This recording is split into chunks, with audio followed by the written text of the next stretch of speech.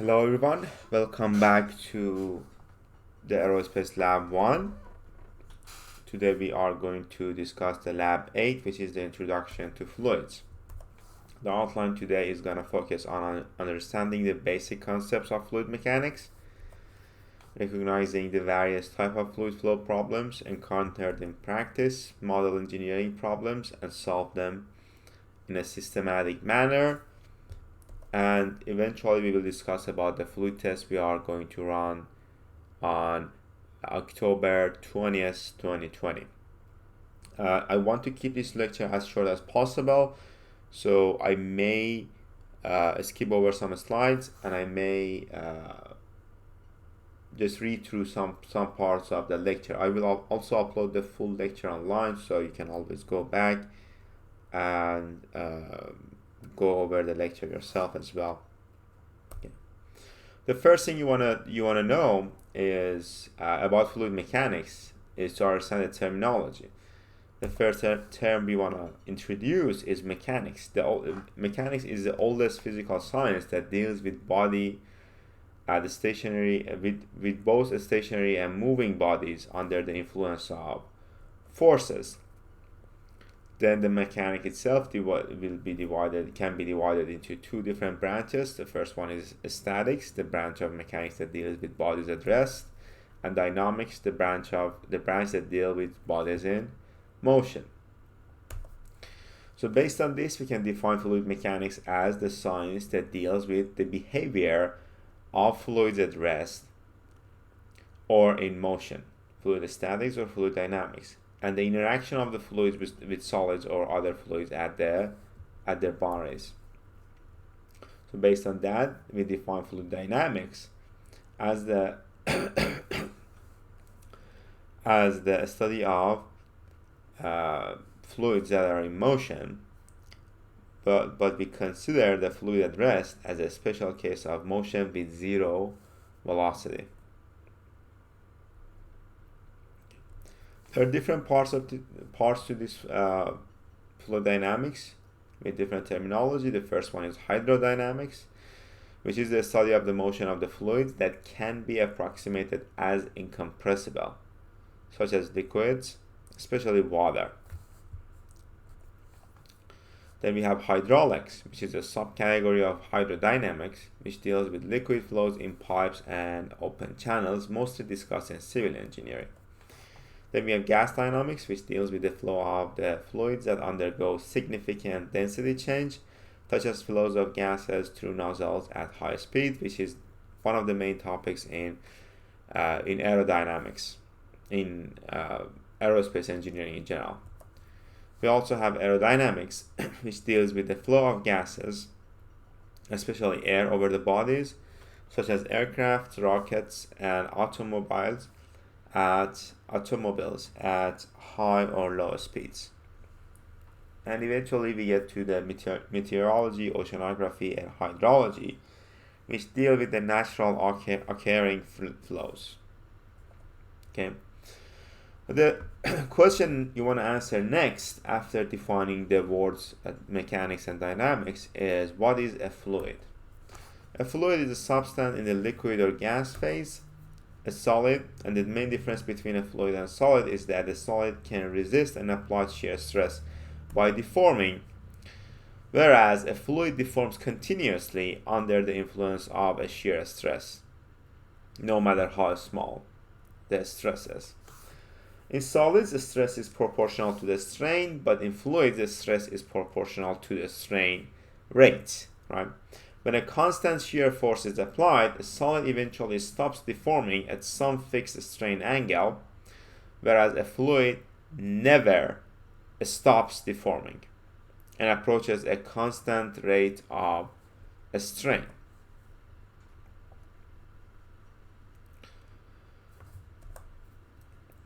An example I can give you is the example of a rubber, a deformed rubber.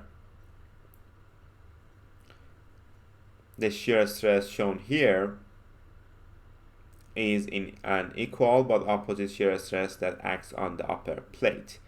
And this type of flow, this is not a flow, this is just a rubber that is in between two plates. But this type of flow with a moving wall and a constant wall is one of the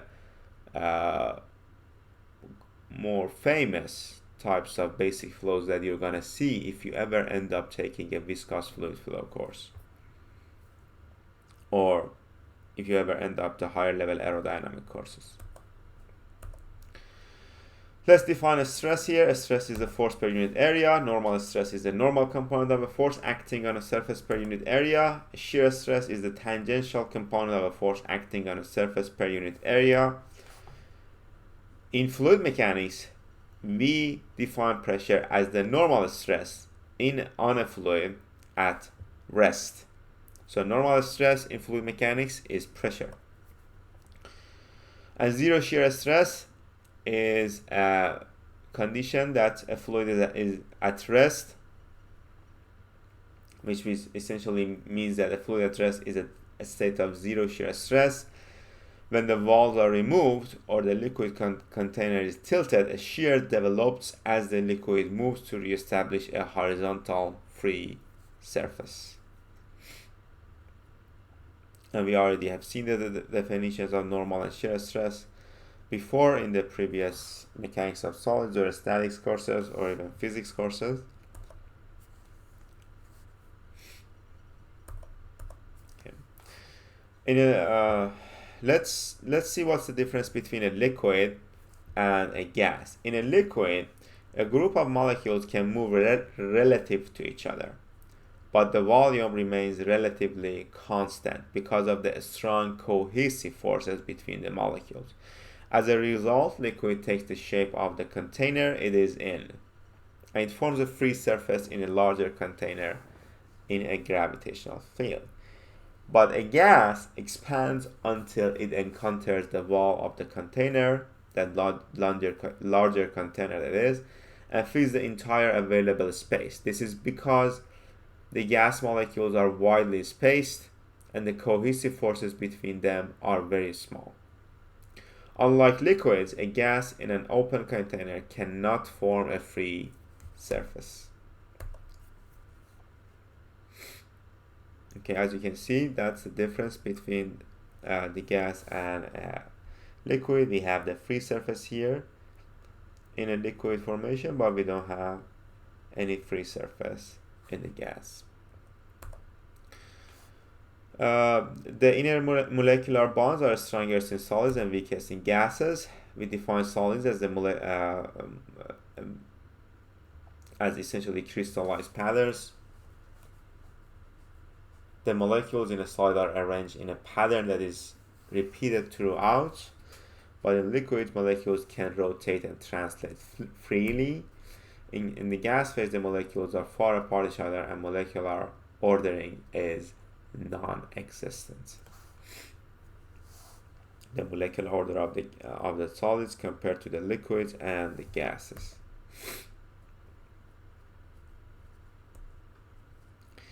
Gas and vapors are often used as synonymous words.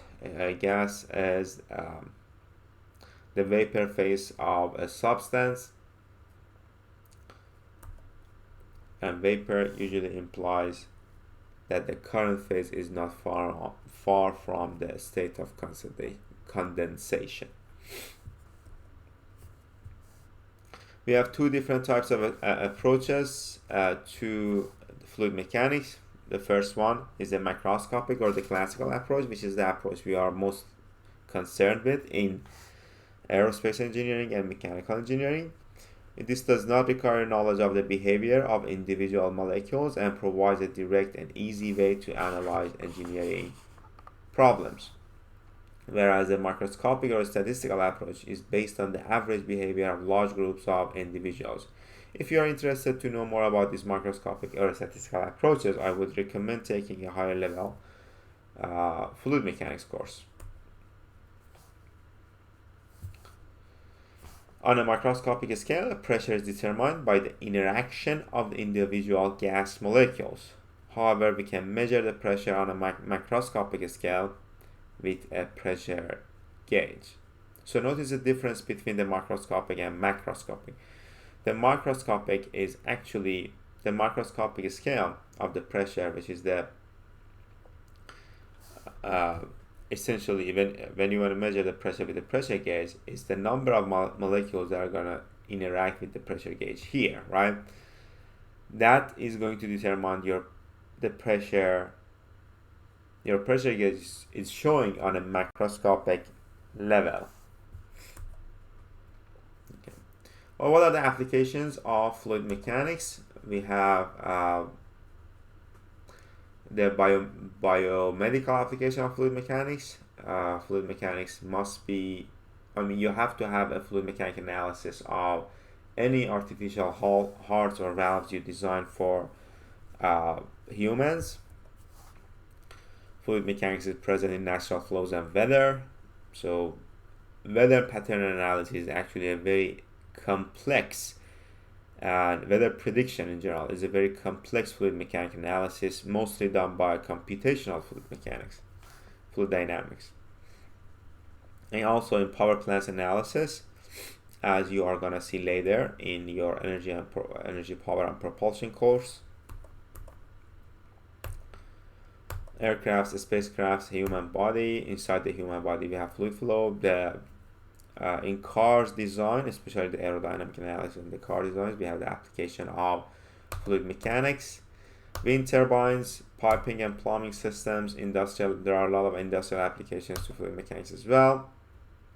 But when was the first time that it was deemed necessary to analyze and understand the fluid mechanics, how the fluids behave? You can see the piping system is actually one of the earliest uses of the fluid mechanics analysis, designing a piping system. As you can see the picture here, we have a segment of pergamon pipeline, which are the clay pipeline that was used in the Greek civilization.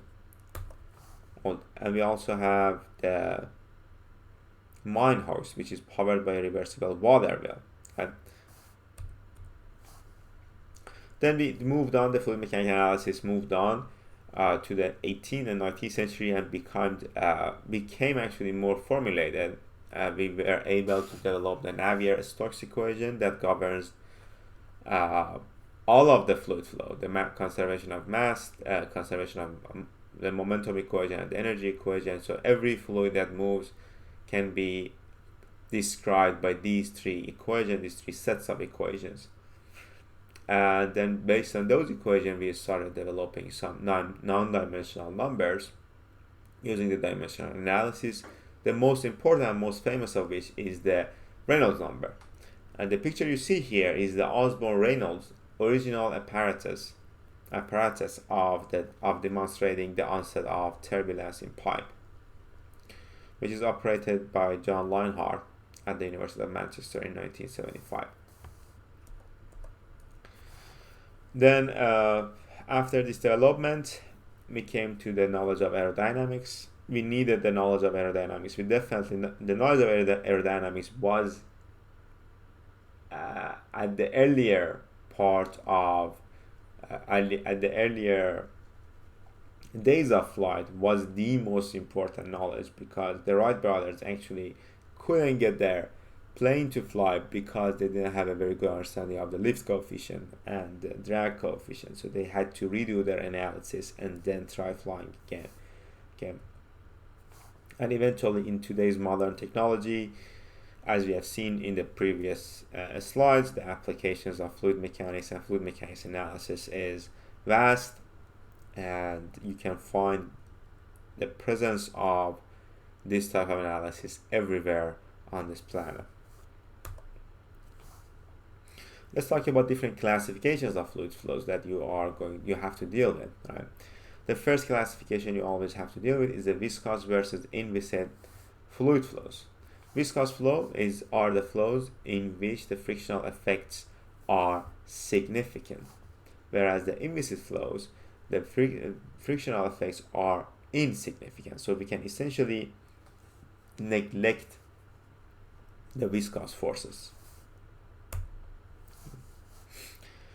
In the same fluid flow, we can have different regions. We can have inviscid flow regions. We can have viscous flow regions. Because of the viscosity or the friction force, we usually see the formation of boundary layers. If you're not familiar with boundary layers, you will become familiar with them if you end up taking your heat transfer course. But essentially, if you assume an inviscid flow region here for the whole flow, this is a flow over a plane wall or a very thin airfoil.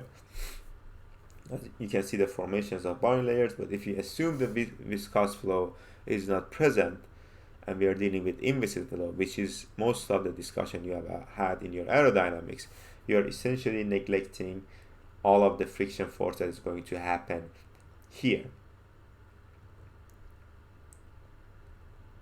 And I'm pretty sure you have seen in your aerodynamics, you should have talked about the D'Alembert paradox and all of the problems that neglecting the viscous flow may cause in the analysis. The other classification is internal versus external flow. The external flows are the flows of unbonded fluid over a surface such as plates, a wire, or a pipe. Internal flows are the flows inside a pipe or duct. If the fluid is completely bonded by solid surfaces, the main difference between the two, you don't have the picture, but the main difference between the two fluid flows are essentially the fully developed flow condition that only happens inside the pipe because the boundary layers merge with each other. Water flow in a pipe is internal flow, and airflow over a ball, as you can see here, is external flow. The flow of liquids in a duct is called open channel flow. If the duct is partially filled with the liquid and there is free surface. So this actually tells us that there is another type of classification when we are dealing with external versus internal flow, and that is a type of flow that's essentially in between the two flows. It is not completely external, but it is not completely internal as well, and it is the open channel flow. And dealing with open channel flows is actually one of the more complex problems that you're going to face in your fluid mechanics analysis. And the next classification is compressible versus incompressible flow. In incompressible flow, we are essentially assuming the density of the fluid remains nearly constant throughout, which is mostly true for liquid flows, and the gas flows at a very low speed.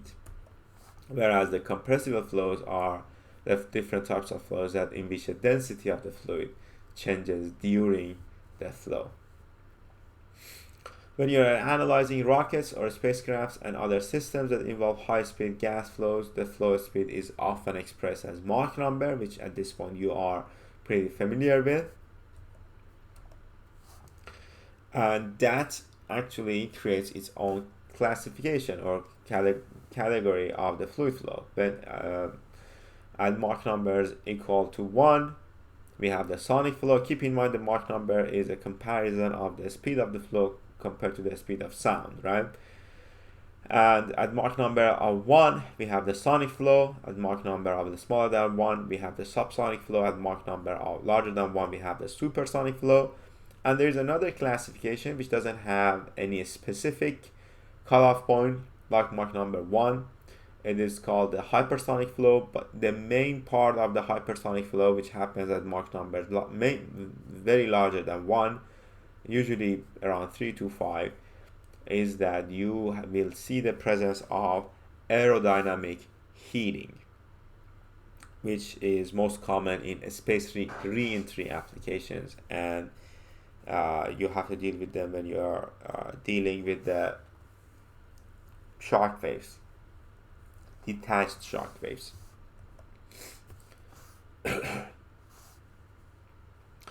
Here we have an example of the Schillerian image of a spherical shock wave produced by a bursting balloon. You can see the shock waves here. We have the shock wave generation when you are dealing with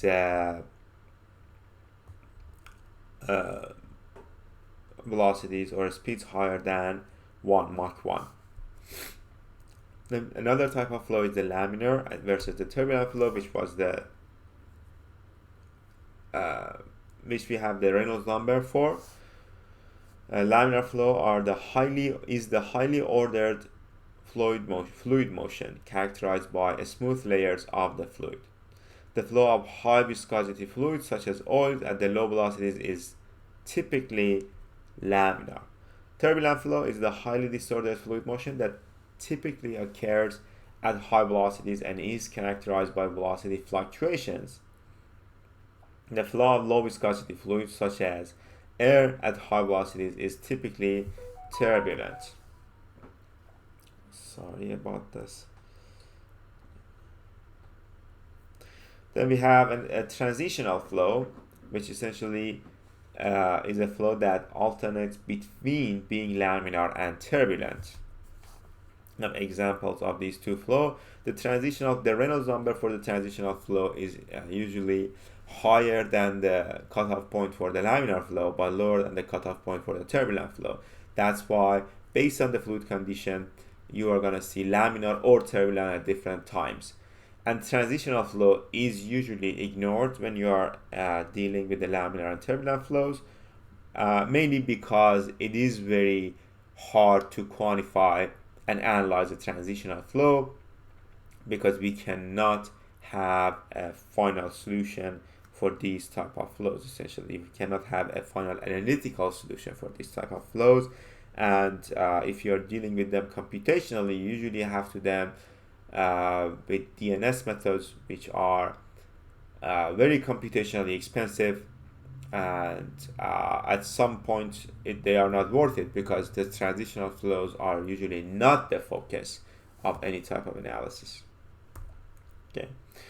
The last type of classification that we are dealing with is the natural versus forced flow, which is mainly present when you are dealing with the flows that involve some sort of heat transfer.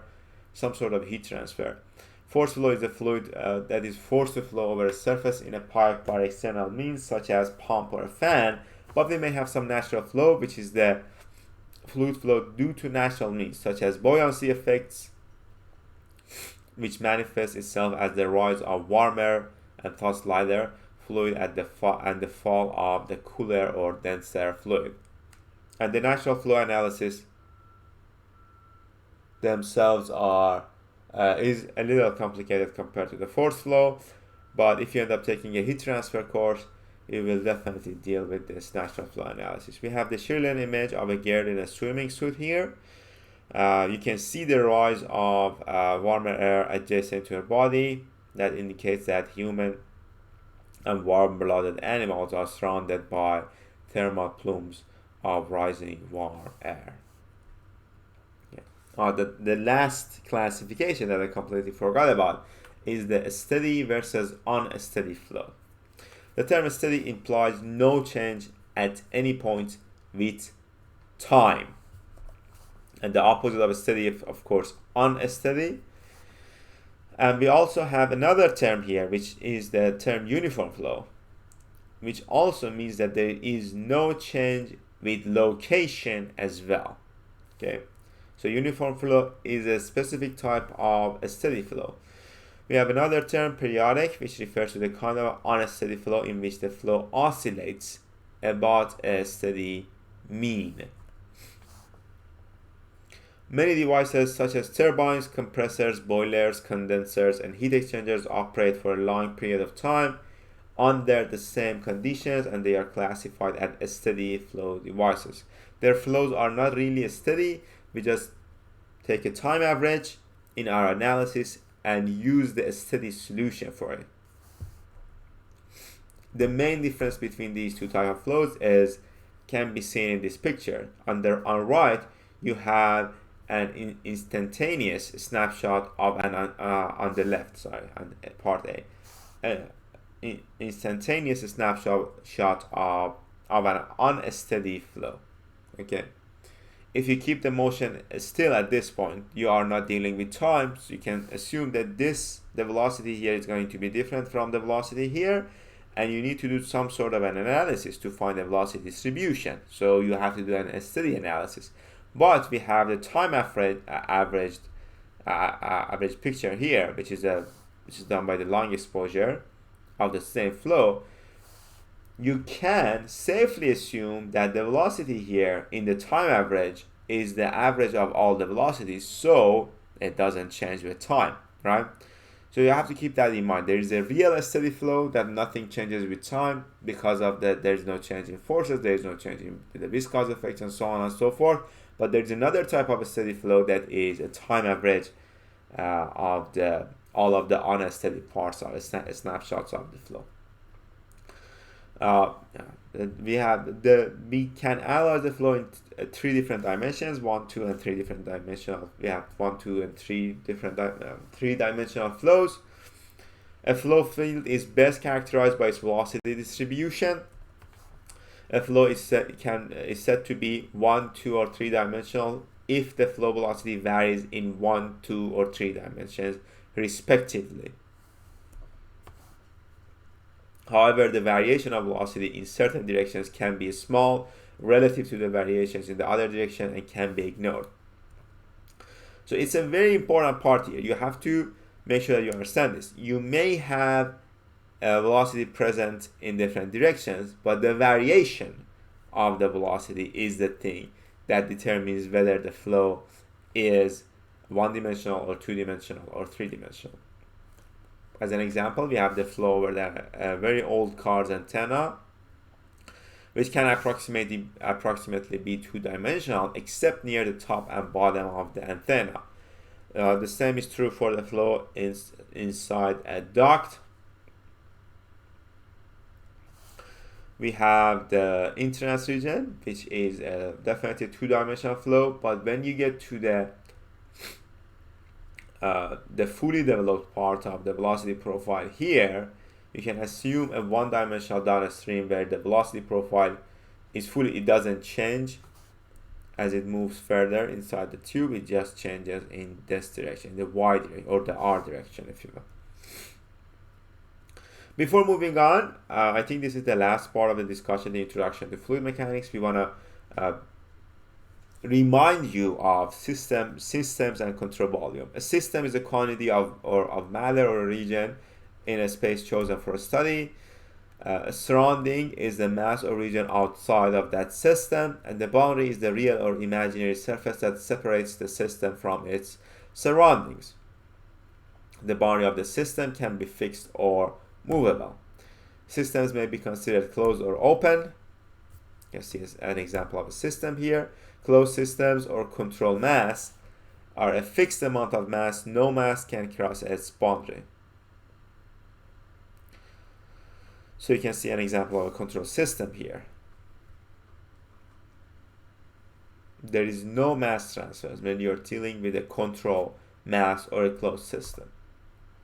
An open system or control volume is a properly selected region in place, and this properly selected is the key here, because most of our analysis deals with the control volume, right?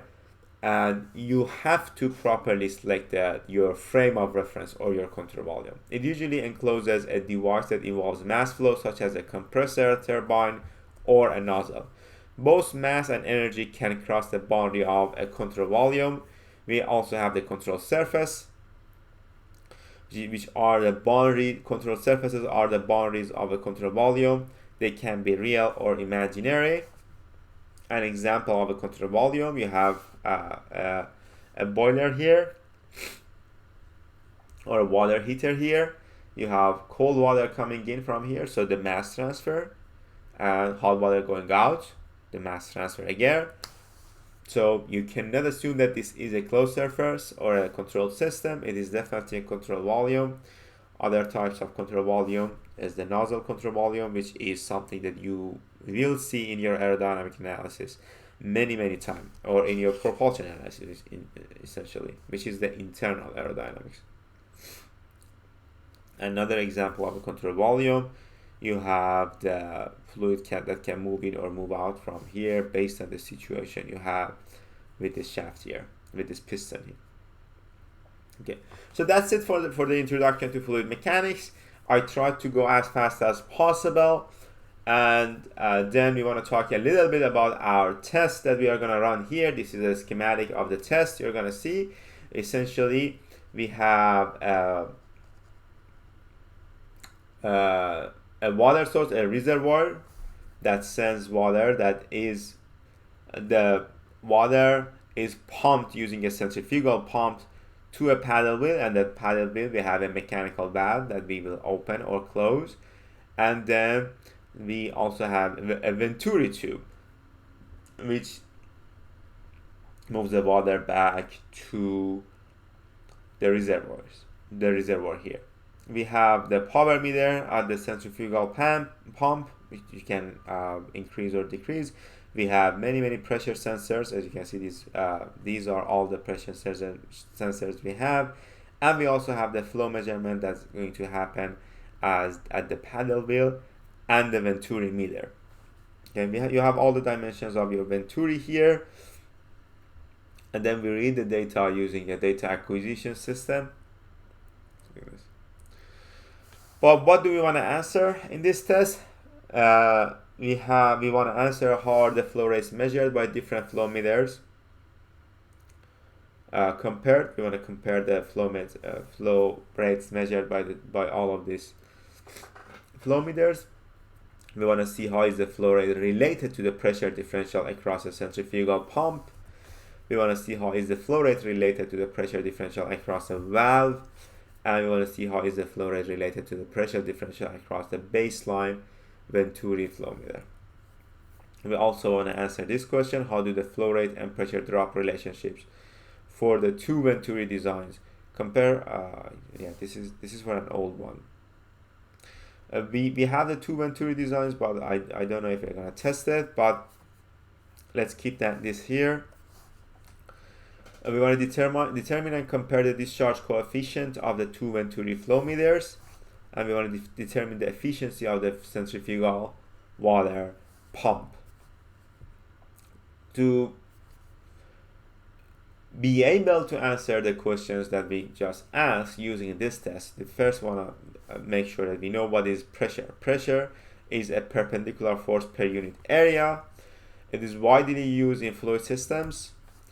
We have an absolute pressure, which is the value of F over A exerted on the containing wall by a fluid.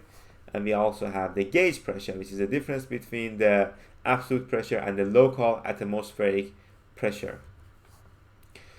We need to define vacuum, which is the negative gauge pressure, the pressure differential by which the atmospheric pressure exceeds the absolute pressure.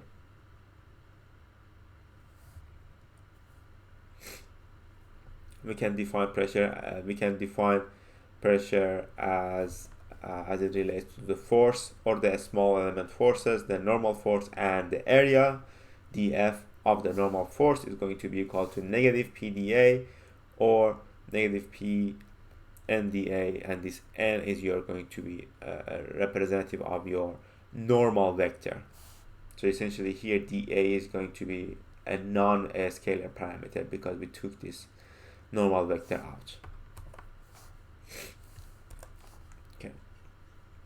You need to keep in mind that we talked about the macro scale and the macro scale analysis, but the thing that I want you to get out of this slide is that the pressure is a scalar quantity. It only has magnitude. It doesn't have any direction. Okay. So you may want to ask yourself, okay, so what are these? This tells us that the pressure is direction, and that is the wrong conclusion, right? The directions you're going to see here is because the wall direction has changed. So your element of area is a vector, right? Not the pressure. Pressure is always perpendicular to any wall that is being any wall, right? Is always a normal force per area. And if you want to look at it mathematically, force is always a vector, area is always a vector. When you divide two vectors, you are going to get a scalar.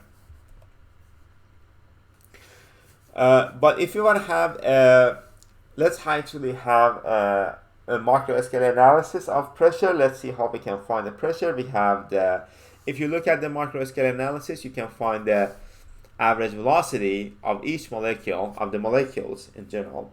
You can find them using this formula, which is the square root of 8, but your Boltzmann constant multiplied by the temperature over pi of m.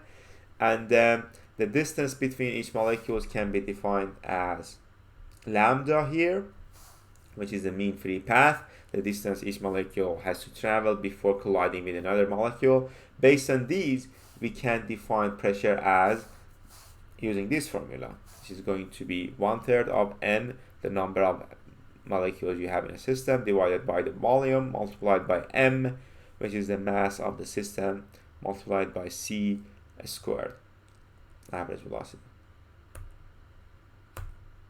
Okay. Yeah. So we have different units for pressure. You have to make sure that you know the conversion rates between each of these units. The most famous pressure units in the SI system is ATM, and the most famous one in the British system or the imperial system is PSIA.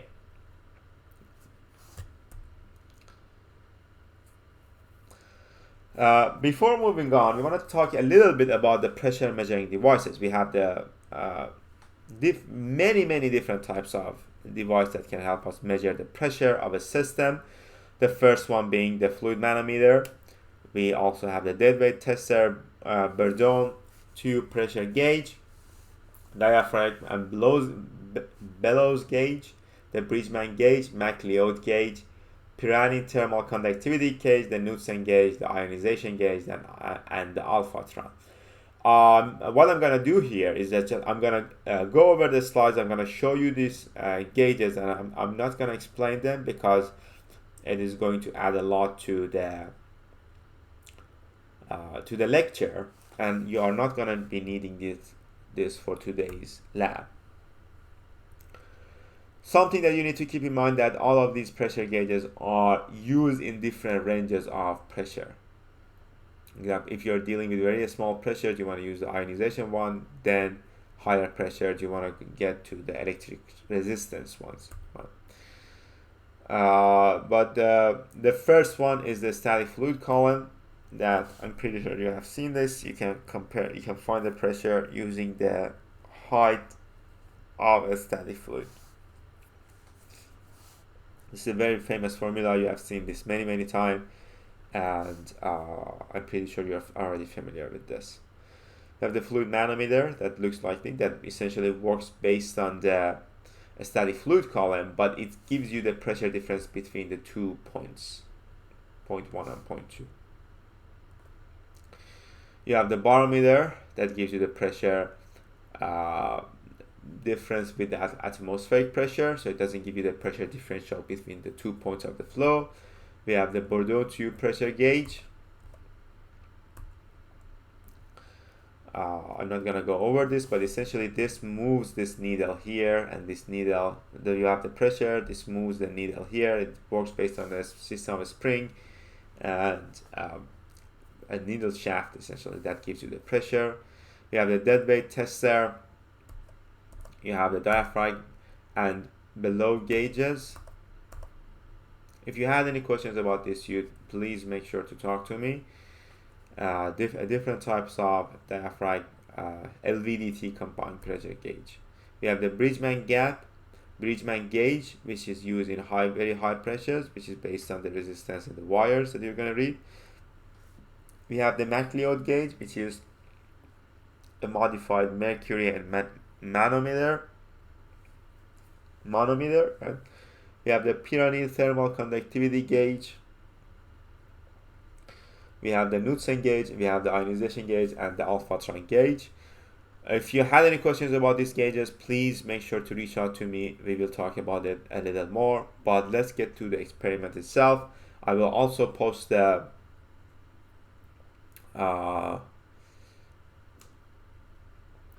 lab instructions. I forgot to post a lab instruction for the previous week, If something like that happened again, please make sure to reach out to me before the lab, like a couple of hours before the lab, and let me know that I have forgotten to post the lab instructions. So to be able to solve this problem, you have to understand the conservation equations, the conservation of mass, the conservation of momentum, and the conservation of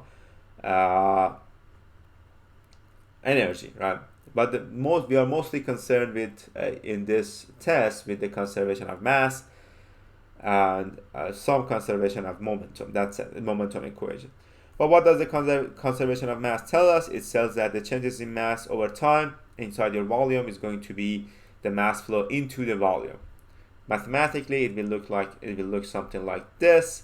You can simplify this. You can use the Stokes theorem to change the equation a little bit and try to solve it. But essentially, for our case, this is the equation we are going to need. The mass m dot is going to be equal to rho u1, rho 2 u2, a2 for different stations, right? If you have the density, if you have the velocity, and if you have the density, if you have the areas, you will be able to find the velocity using the incoming velocity. That's it. Right? Keep in mind that we are dealing with a steady state condition, so you want to let the experiment run a little bit to get to the steady state conditions. The energy conservation equation, which I'm not sure if you haven't taken any fluid mechanics, the energy conservation equation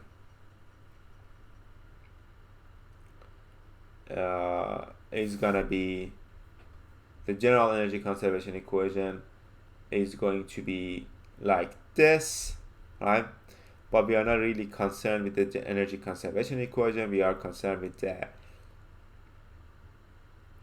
momentum equation. In our case, we want to deal with momentum equation using the Bernoulli's equation, mainly because we are assuming the flow is inviscid, so the viscous effects are not there, which means that these body layers are the places where the Bernoulli is not valid, right? We are assuming that all of the flow is inviscid, there is no effects of friction, and it's also at the steady state condition. So using this assumption, we can use the Bernoulli's equation, which tells us that pressure at point 1 of a venturi or whatever is plus 1/2 of rho v1 squared plus rho gh1 is going to be equal to the pressure at the station 2 plus 1/2 at the station 2 here, 1/2 of rho v2 squared plus rho gh squared. Let's take a look at an example. How can we find the fluid velocity at station 2? The idea was this relationship is true, which is a variation of your Bernoulli's equation, right? Which tells us that we don't have any fluid movement at station 1, right? We are like injecting the flow to keep this at rest, so it doesn't move at all. Y1 plus the atmospheric pressure divided by rho 1g is going to be that. So we have a height difference here, which is a y1, right?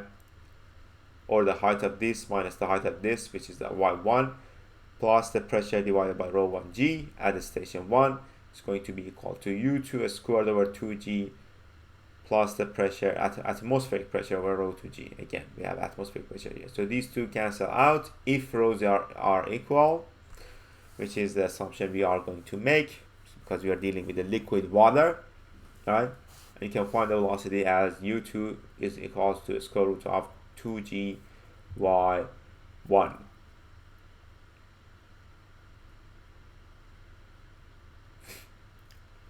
So the pressure drop, based on that analysis, the pressure drop inside this type of duct can be calculated using the mass balance or the continuity equation and the Bernoulli equation of the conservation of or the momentum equation. You always have to keep it. Whenever you hear momentum equation in a steady state flows, a steady state inviscid flows, you need to use the Bernoulli's equation. That's it. So based on these two analyses, we can find the pressure difference between these 2 points, point 1 and point 2, using the differences in area as well as the velocity.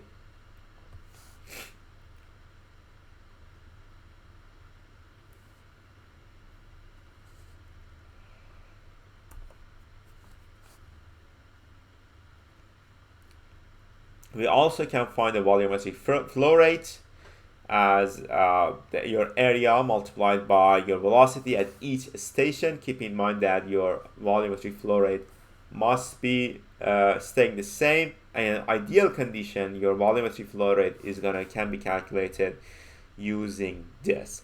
Your goal here is to find the discharge coefficient. So essentially, you have to use the pressure differentials you're reading, and you know the areas at each point of the venturi that you are analyzing. You need to find an ideal volumetric flow rate that you're going to get based on this condition and compare it to the actual flow rate that you are going to get, which depends on the difference here is going to be depending on the Reynolds number and the channel geometry or the venturi geometry.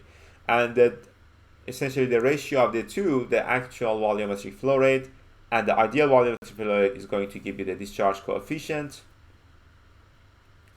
You should be already familiar with the Reynolds number. Reynolds number is essentially the ratio between the inertial forces versus viscous forces, which means that when you're dealing with higher inertial forces, the viscous forces are going to be negligible, which is the main reason that when you're dealing with very low speeds, you have to include the viscous effects. But we are not dealing with very low speeds, so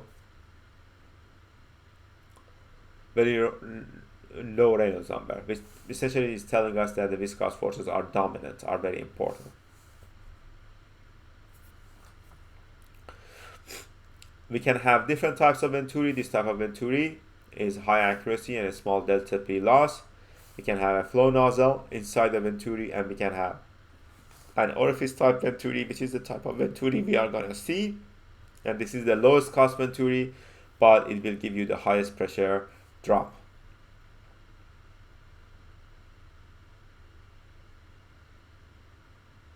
The pressure drop for each type of venturi based on their condition, it can be calculated. The nominal pressure drop can be calculated using this table here. We have a diameter ratio, which is beta, and we have beta of 0.4, 0.5, 0.6, and insertion pressure losses, which is your delta P over P1 minus P2, the T that you are going to read from the wind tunnel, can be formulated using this. As you can see, for venturi, you have the smallest insertion pressure losses. Again, this is the venturi we are going to deal with. You have all the dimensions here. You have everything you want to see here. We are reading the pressure differential between the two stations using these two. We are going to see this in the lab, so I'm not going to go over this, but eventually what I want you to do is to get the discharge coefficients for different flow rates. You want to change the pump wattage to pump different flows and find the discharge coefficient for different types of flows, and essentially give me this type of plots: Reynolds number versus the discharge coefficient. And if we end up doing two different venturis, you will essentially be able to, you should be able to provide this type of tables as well. Okay, we can have different forms of the same equation. We can rewrite the actual venturi ideal calculations using the discharge coefficient and the pressure differentials here. As you have all the equations here, so I'm pretty sure you can go over them and understand them yourself. But eventually, if you need to calculate the if you have a heating condition, which we don't have in this specific case, if you have a heating condition, you can use the energy equation, which is the simplified form of the energy equation you have here, and find the m dot using this heating equation. The point here is that if you keep the temperature constant, you can use the pressure differentials and just your regular pressure, your regular mass flow. You can find the mass flow using the pressure differential and the temperature at the station 1. So we can find the actual m dot as well as the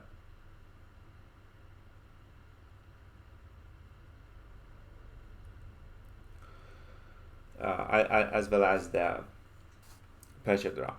I think the last thing we want to discuss is the different types of flow meters, which again I'm not gonna go over. I'm just gonna this is the flow meter we are gonna use, a paddle wheel flow meter. The main point of a paddle wheel flow meter that you need to be familiar with is the fact that you need to calibrate it with a known flow, right? It cannot start measuring flow when you start. So you have to calibrate the 0 condition or the 1 condition, some type of a condition, right? Before being able to read the flow meter. But this is the type of flow meter we are going to use, so we definitely need to calibrate this, which we will in the lab.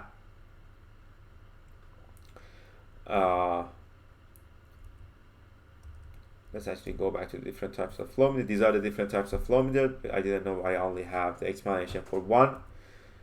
We also have a centrifugal pump. What I want you to do also in this lab is to find the efficiency of the pump that can be calculated by the pressure differential measured for the pump. So the pressure difference between after and before the pump multiplied by the flow rate. And this flow rate is just a regular rho AV flow rate. We don't have the actual and ideal here, divided by the power measured in the, we have a device that measures the power, that changes the power that goes into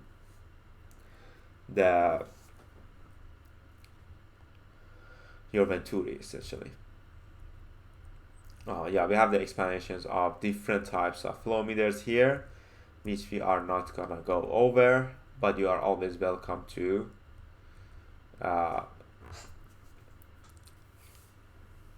read them and go over them yourself, right? So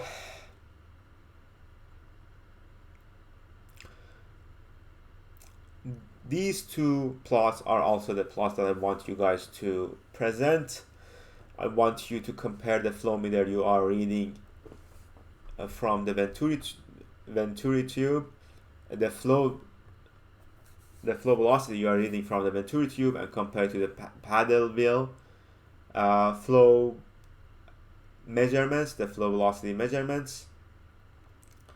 And also we are essentially gonna do the different trials for this experiment. You wanna compare the flow rate, actual flow rate, the paddle wheel flow rate, and the venturi flow rate for each of these trials. You have to present this as well in your analysis. And you need to compare the actual flow rates with the pressure differentials for each of the tests that we are going to run. We are going to go over this a little more in the lab. Okay, so that's it for the lecture today. Good luck, see you later. And yeah, let me know if you have any questions.